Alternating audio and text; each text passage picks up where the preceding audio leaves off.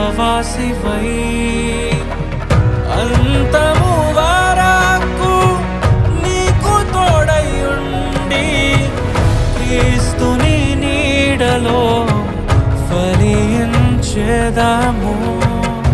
పరలోక సాక్షిగా నీ సన్నిధిలో నేను పరమాత్ముని కార్యముగా ఈ యాత్రను కొనసాగింతును.